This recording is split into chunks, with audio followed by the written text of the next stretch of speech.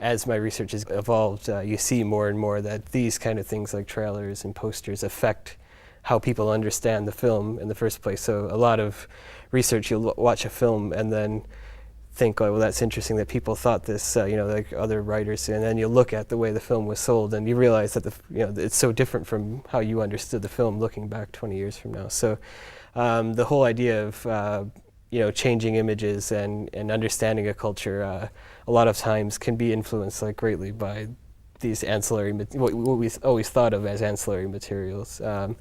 And you realize how influential they are when you see things like that happen. What specific marketing tools are you looking at? I mean, you mentioned trailers and posters. The work that's been done in advertising and promotion in film studies, is gravitated towards the trailer because they come on DVDs now. You can kind of compare a 3-minute version of this 2-hour movie you just watched to what, to kind of, because you have the tools already as a film person to look at a moving text. But there's a lot more out there that needs to be looked at, I think, and press books are for instance,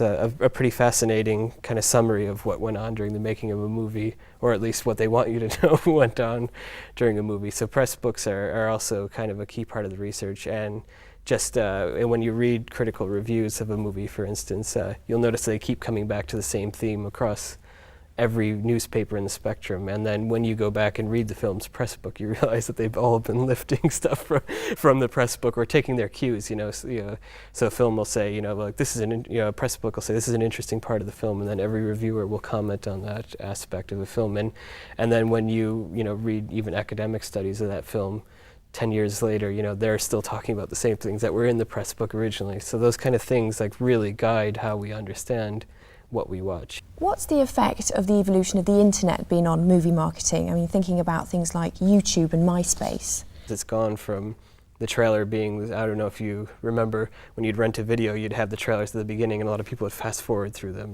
because you just want to get to the movie.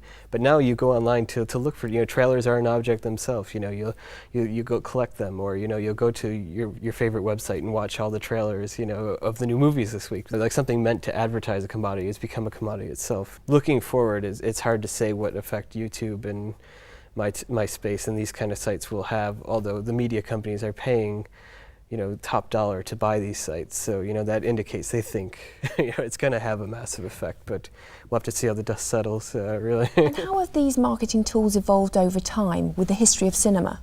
A really good example of one kind of cross-cultural one, just for the British and American example, was The Crying Game. It's kind of a very famous marketing campaign, within the film industry and within kind of academics who study Britain and Ireland. But for instance, it came out here. Originally, the story was set in Northern Ireland during the Troubles, and it came out here as kind of a gritty, realist drama about, the human side of the Troubles. Didn't do very well business-wise at all because, no one wanted to see the Troubles on screen anymore.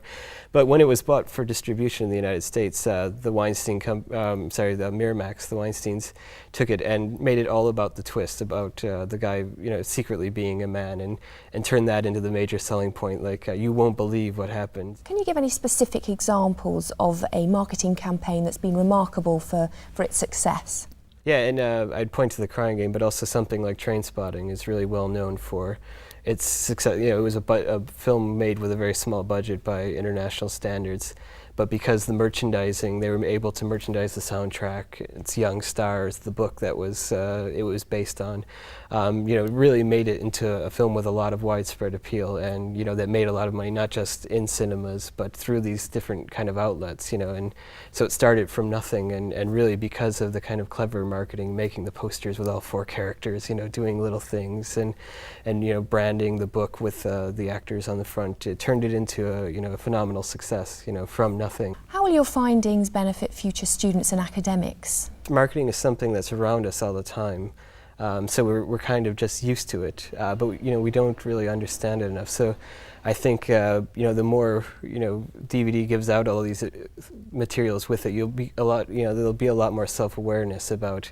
the way media companies are molding their content for you. So when you sit down to see a movie, you'll think twice about, well, just because the trailer said this, maybe I should watch with an open mind before I make, and then watch the marketing documents after, and kind of understand how you're you're being taught to look at movies a certain way, and it's not just you come to it with a blank mind, like everything is being pre-packaged for you before you see it. And so I'm hoping that, and I'm also hoping that, like the people working in the industry can apply these kind of, like these techniques that they see work really well for low budget films, or no budget films as they call them, or alternative media formats. So it's not just the big companies in mainstream films that are benefiting from these strategies and stuff, that you can, make a small budget movie, known in every household, and make a film more viable than it would have been otherwise. So those are kind of the two of the major effects I, hope to come out of the research. Chris Meere, thanks very much.